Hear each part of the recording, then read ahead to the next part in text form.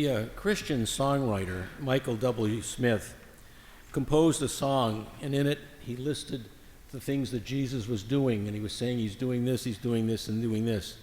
And then when it came to the chorus, he said, it starts off, could this be the Messiah? And that's the message today in the gospel. Who is the Messiah? Now it's interesting, in Mark's gospel, Mark tends to portray the disciples as kind of bumbling guys that can't figure out exactly what's going on. And so sometimes Jesus really has to hit their heads over with a 2x4 to get his message across. But this time, I think it's more profound. And it's interesting in the readings, because you remember last Sunday, we heard Jesus had cured the man of his deafness, gave him the ability to hear and speak. And although we didn't hear it at Mass right after that, he also heals a blind person. And it's very interesting that deafness and blindness also imply spiritual deafness and blindness. And this appears to be the problem with the disciples. They seem to be watching Jesus walk on water, feed thousands, make blind people see, cure the deaf, and more. And yet they sit there, and when he's asked, who do you say that I am? They say, well, maybe you're a prophet. Maybe you're John the Baptist or something. And only Peter seems to get the message across. And Peter says, you are the Christ. But even Peter has a hard time understanding what this actually means. And then when Jesus says, that, well, it's not in this gospel, but in one of the other gospels, he says, and what is it, Simon Peter, son of Joda, no man has given you this information, only God has given you. And so Peter really has a revelation on who Jesus is. And he's probably maybe not influenced by the miracles, but God has said, this is the guy, watch him, take care of him. But then Jesus starts teaching the people, if you are going to follow me, you're going to have to take up your cross. And we see it here in the first reading, what happens when you start taking up your cross. And Isaiah says, my ears are opened, but because he speaks for God, he is beaten, his beard is plucked, he's spit upon. And Jesus is inferring to his disciples that this too is going to happen to you when you profoundly proclaim the gospel, the good news of Jesus Christ.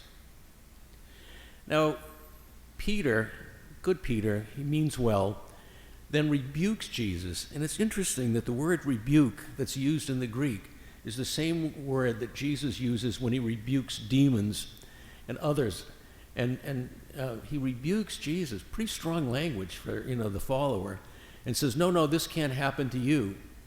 And Jesus reverses it and rebukes him using the same word and said, get behind me, Satan. First off, he's using the term Satan, and Satan, I could go on for about a half an hour talking about Satan in the gospel, in the Bible, so I'll leave that to another lecture someday. But it doesn't mean necessarily the evil one, but it also means an obstacle. You're making me stumble. You're not trying to help me. And so Peter is causing Jesus to stumble. And Jesus, tells him to get behind him. And he says that you're using human logic and not God's logic. And this is one of the profound problems we all have when we deal with things. Are we doing what we want to do or what God is calling us to do? Are we using God's logic or human logic? And that's a hard decision to make, which is why we constantly tell you to pray, because it's in prayer that we hear what God is telling us what to do. Then Jesus challenges the disciples and apparently other followers to follow him. I'm reminded of a story. I don't know if you remember Martin Sheen in The West Wing. And Martin was a profound Catholic, very, very fervent Catholic. And he protested against war and a bunch of other things. He was a compatriot, I guess, of Philip Berrigan in protesting. And he was at a protest once, and he was being arrested and carried away. And a reporter said, "Are you a communist?" And he said, "No, I'm much worse than that. I'm a Catholic." But the idea is he was doing what Jesus was calling him to do.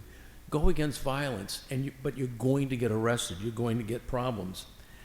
Another aspect of it that we see in our readings today is James tells us, if you have faith, you will follow what Jesus has told you to do. Faith calls us to follow Jesus, to do what he did, to emulate his life as best we can. And it's through our faith, when we encounter the problems of our lives, that we know somewhere in the issue God is guiding us to be strong and persevere. And so when we follow Jesus, we have his Spirit within us. And I've often said that when we baptize a baby, we implant the Holy Spirit in that child. Some children, that Holy Spirit stays latent inside that child. But given the opportunity, that Holy Spirit will come out and guide them. You all have that in you, and therefore you all have the Holy Spirit that's ready to come out of you and serve Jesus as Jesus said. Now, I hope none of you ends up on a cross, but nevertheless, you'll find people that wonder what you're trying to do. And, some people say, why do you go to church on Sundays? And I have a whole thing about that, but I won't go into that today. And so when we follow Jesus, we take up his cross, we do the difficult things, and that brings us peace in ourselves, but it also brings us closer to God. This passage in Mark's gospel is an inflection point. I love using that word. I've heard it so often now, I'll have to try and use it myself. It's an inflection point. Jesus has announced that he will be tortured and executed, then rise. From now on in Mark's gospel, Jesus will be focused on the future, on going to Jerusalem and being captured or arrested. However, Jesus has shown them his powers and now challenges them to realize who he is. And as Michael W. Smith sang, could this be the Messiah?